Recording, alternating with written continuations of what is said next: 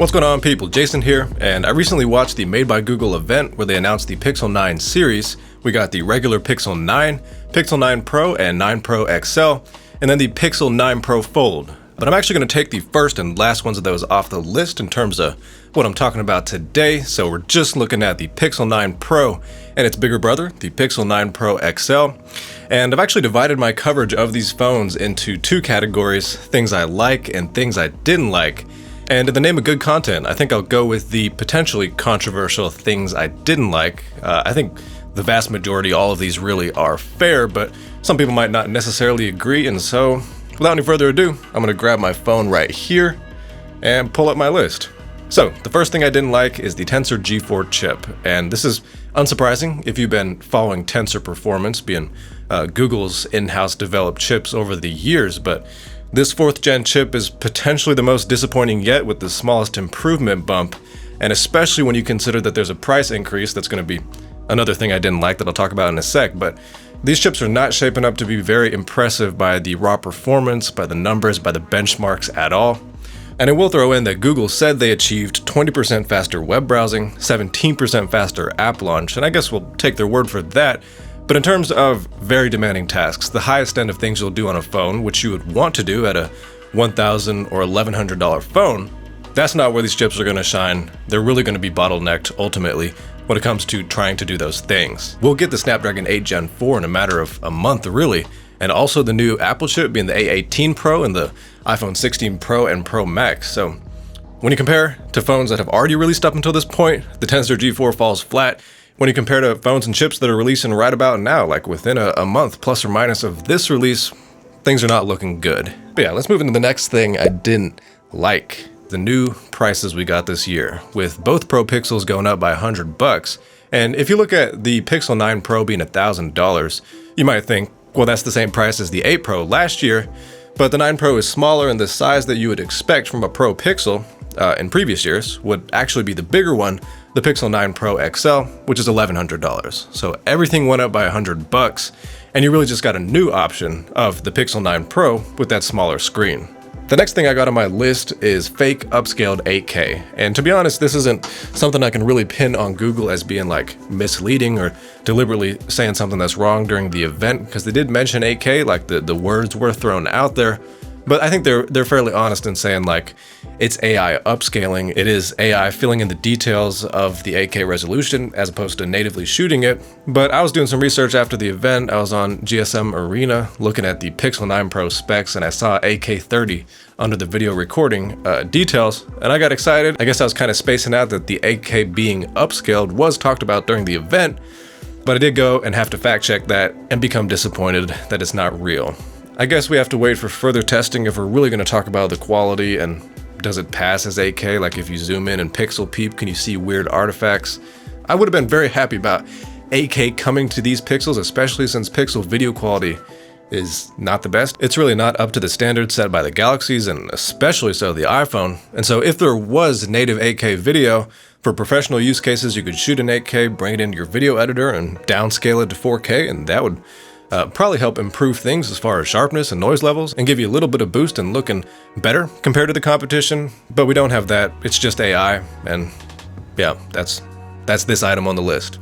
That's actually a good segue into the next item on my list, which is a collection of AI features that Google's pushing out with this launch.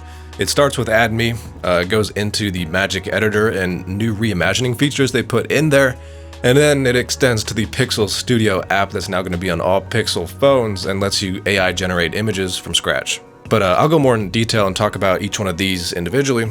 So Add Me is basically a feature for when you're with a group of friends and you want to take a group photo, but for whatever reason you don't want to, or you can't ask somebody else to take the picture for you. And so it's required that one of the people that you want to be in the final photo has to be taking the picture. And so what you essentially do is have that person take the photo, or the first photo that is, and they actually want to leave a little bit of space at, let's say, the end or the middle, wherever they want to be in the photo. So they take their first photo and then they switch with somebody else that was in the original photo, and they take a picture of just them, the person that was missing in the first one, and the AI is going to stitch those together and give you a group photo that includes everyone, but also didn't really exist at any point in time. Like, it's not a capture of an actual moment that happened.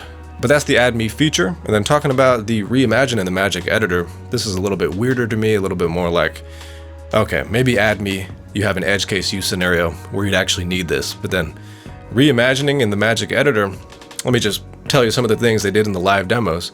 Adding a hot air balloon in a little circle you drew in the sky, and then AI generating a hot air balloon to be there. Is that something that people are really asking for or they want in their latest phone? Maybe, to be honest. But there's a reason it's on my things I didn't like list, because I'm not going to use that. In addition to adding like a field of flowers where there used to be just grass. That, again, it's not what I'm using AI for, and not what I'm looking for or really hoping for in my next phone. And then also there's the Pixel Studio app, which is kind of just taking the Reimagine from the Magic Editor and put it on steroids. It's an entire app generating from start AI images, whether it be cards, whether it be event invites. You could probably try to get it to do things like make emojis, like Apple put in their Apple Intelligence features, where you can generate an emoji of anything. It's up to your imagination. But yeah, the reason I put these 3 features in this category of like AI stuff is because, yeah, I feel like these are not necessarily things that people are looking for in their phone. If there is a use case where you want to be able to AI generate something and let's say print out a flyer with that, you would want to do it on your computer with a full-fledged app, with a web app maybe. And I don't think you'd really consider it a selling point of a phone you're looking at. And the same for reimagining in Magic Editor. I think it's cool that like Photoshop has stuff like generative fill, but again, it's in Photoshop where you can make more precise adjustments on a computer, and it makes sense that it would be a feature added to a program that already does a thing that's professionally editing photos. And Magic Editor, for me, was always more about casual stuff, removing the garbage cans in the background of your photo dump. I think I said that in a different video, but that's what that was to me, always about quick and convenient fixes, removing stuff from photos, photo bombers in the background, so on and so forth. So this just seems a little bit outside of the bubble of what A, Magic Editor was, and B, what I think is really a selling point for a new phone. All right, let's talk about things I like and get into a more lighthearted theme here. First of all, we got the smaller option for the Pro phone, which I think is definitely a good thing. A whole lot of people want a compact device that still has Pro features. I mean, I think it's good. Apple, for instance, has had this for many, many years where, iPhone 15 as an example, or you can get the iPhone 15 Pro, same size, but an extra camera, more features, things like that. So that's good. We also got 16 gigs of RAM. 16 gigs of RAM. I should put a little more emphasis on that because that's a crazy amount. I think we jumped up from 12 with the previous 8 Pro. And actually, it's not for the reason you'd think. See, if you read that off to me without telling me why Google put it in there, I would think just like trying to make the phones feel fast, considering the chips are kind of underpowered, and making it so apps will never have to die off in the background, and so the phone will feel a little bit faster when you open up something that you maybe expected to have died off in the background. But no, they said it's for AI and doing AI things on device locally. And I'm not going to complain about that, because you do get the side benefit of what I just mentioned. The whole thing's going to run faster. Something you thought got killed off because you didn't open it in a couple days might still be running, and that's going to improve performance overall. So cool. They said, this is actually a big deal right here. They said you'll get better thermals because the Pro models have vapor chambers, and they upgraded the modem and the battery. The battery, like these are kind of in descending order of how much they improve things. So the battery is a tiny little bump, and then they're saying, as they always do, the software is a little bit more optimized. So that's the least important one, but it's good. Battery was never really a strong suit on Pixel phones, so hopefully that helps improve things. The modem, they went from, I believe, the Samsung 5300 to the 5400, but the 5300 was in the 7 series and the 8 series, so it's good to have finally an upgrade and hopefully better cell service reception, things like that.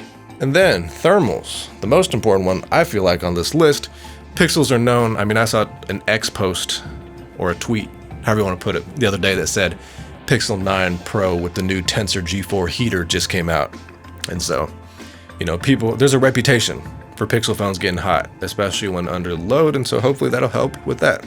I do like the new design, and this is kind of a full circle moment to me, because when I initially saw the leaks, and I think it's been months at this point, but when I first saw like the flat design with that island or pill on the back that's completely separated, like doesn't go into the sides like it used to, I thought those were the ugliest phones I had seen in a while, and I was totally against it. I thought it would ruin the reputation or the iconicness of the camera bar that had been developed over several years at that point. But I take it all back, to be honest. I think these phones look good. I believe Google when they say it's more durable. Like, it just makes sense that flat sides would help make a phone stronger. And yeah, I think they look good. I think the colors look good. I like the overall aesthetic. I think it actually does maintain the pixel identity with that, whatever you want to call it, on the back. It's not really a bar because it doesn't go into the sides, but pixel pill on the back. I think that looks all right. I feel like they could have made it blend into the back, and maybe that would have been better. I don't know. It's one of those things, like, just because you can imagine it and it seems good in your mind, I don't know if it would have worked having flat sides, front and back, but then having a camera bar that curves into the edges or the sides. I don't know. I think they could have done it, but yeah, the design as it stands, I'm a fan. On the front of the phone with the 9 Pro and 9 Pro XL, we got screens that go up in size, and across the board, both of them have gone up in brightness to 3000 nits, which is crazy. I remember watching the Apple event for the Apple Watch Ultra, and they said 3000 nits peak brightness, and I was like that's insane. I mean, I remember 2000 being crazy with the 14 Pro when that came out, so very good to see that on here. Very impressive number. We got a high resolution selfie camera on here, 42 megapixels to be exact, and number one, let's, a little bit of a reality check. Megapixels don't necessarily mean an increase in quality. So, aperture, it's kind of like an interplay. It's kind of an interplay of the camera sensor, the aperture, and the megapixels, and then also the processing. So it's just one aspect, but I think maybe we'll get a little bit of performance increase just with pixel binning, which is like, let's say you have 4 pixels next to each other in a square. You can consider that a bigger pixel and then soak in more light and get more detail with that increased resolution. So yeah, hopefully this does lead to improvements, and it has autofocus, of course. The next feature I'm happy to see on here is the ultrasonic fingerprint reader. We've been stuck with optical for quite a few generations, but those are slower and they require your finger to be more clean. They don't work well with moisture, and often, dirty or wet finger, you have to wipe it off and try again, or use Face Unlock on these phones. But now we got an ultrasonic fingerprint reader that should be faster and just better performing overall, so that's good, especially considering the price, and Samsung's been pioneering ultrasonic stuff for a while, really at a cheaper price and for much longer than Pixels, and so finally we're on the same level of underscreen fingerprint reader performance, so that's good. We also got an off-brand emergency SOS via satellite. So if you remember from a couple years ago with the iPhone 14 series, they had a chip inside that allowed you to communicate with satellites, and that's for instances where you're off the grid, maybe you're hiking, but it's still important to have contact with emergency services in the instant something happens, and so you can now do that on a Pixel, and that's good. I got one of the bullets on my things I like to list that says Ultra-Wideband, Wi-Fi 7, Bluetooth 5.3 dual antennas, and the reason I put that on there, because none of those are actually upgraded from the Pixel 8 Pro, but I put them on there just as a reminder that, like, if this was an Apple event and we were watching like an expertly produced, really cinema quality event like Apple does, they'd make a big deal out of this stuff. And they did. Remember the Ultra-Wideband chip? They had a whole section talking about finding your friend in a crowd using like GPS but on a small scale. And Wi-Fi 7 people are talking about with the iPhone 16 series. They'll definitely talk about it and give it a few minutes of screen time. These 3 things I just mentioned are definitely things Apple would have made a big deal about, and frankly done a better job at hyping up. And so I put them on here just as a reminder. Google did pretty bad with this event in my opinion, and that's already understanding it's going to be worse just because Apple does so incredibly well with events. But even with the expectations already as they were, I feel like they underwhelmed. Next we got Gemini and Gemini Live. So Gemini is the all-encompassing AI model that powers basically all of Google services at this point. And it's also the voice assistant that replaced Google Assistant on Pixel phones.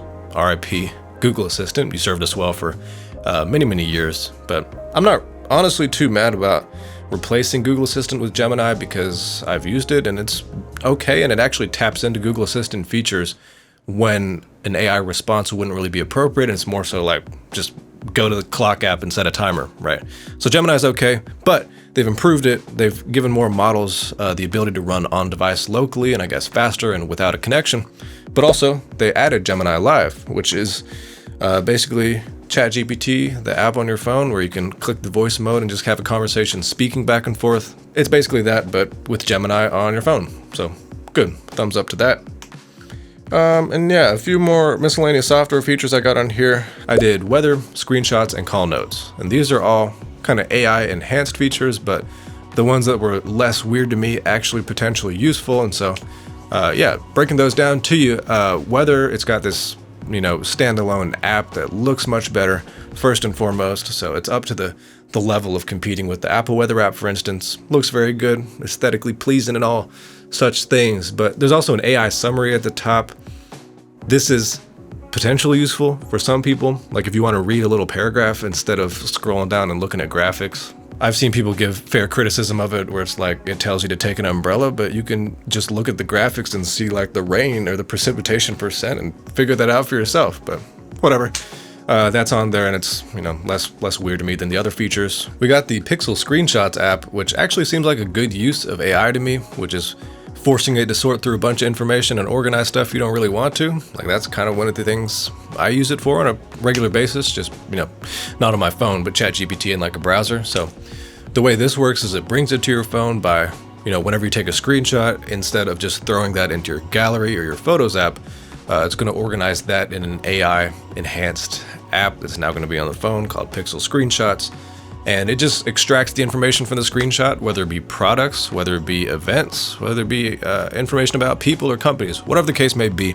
It's going to be contextually aware of that and then allow you to bring things up. I think you can make lists. So if you were doing research for your significant other's birthday or something, you would have a list of all the products you're looking at, and it can be, again, aware of what's within the screenshots. So it's not just a collection of the products, it's got active links to where you can pick it up, different options, retailers for looking at that. It's just overall a smart solution to screenshots. I also put on there call notes. In my opinion, the worst thing about call notes is that you got to turn it on. But when you do turn it on, it listens to the entire conversation, records important information, and you can actually listen to a recording of the call back. So it's not just reliant on the AI recognizing what's important, but it does that, tries to summarize things for you and give it to you after the call. In addition to having that recording, like I was saying, it really just makes phone calls foolproof so you don't forget the important stuff, which happens all too often. I feel like phone calls in general, if you're calling a company and you got to navigate a phone tree, I feel like that just feels like dinosaur age stuff anyway. And so features like this, like call notes, help modernize things a little bit. But like I said at the beginning, it does play like apparently an extremely loud automated tone at the beginning of the call when you turn it on. It's like Google or Gemini, whatever it is. Gemini is recording this phone call for AI summary purposes. And that just seems kind of awkward, maybe. But I guess I'd want to know if I was being recorded, so be it. But anyway, that wraps up my coverage of the Pixel 9 Pro and 9 Pro XL. Hopefully I provided a little bit more unique of a perspective than just listing off the features and actually talking about things in the context of the Pixel line and how they've matured over the years and how they become, in my opinion, better and better, but also maybe a little misguided when it comes to the deep AI integration that Google really wants to push. But hopefully you found this video useful in picking out your next phone. And if you do end up going for the 9 Pro or 9 Pro XL, actually, or any of the Pixel 9 series phones, I'll put the best deals down in the description. So that helps support the channel at no extra cost to you. Thanks for watching, subscribe for more quality tech videos, and I'll see you later.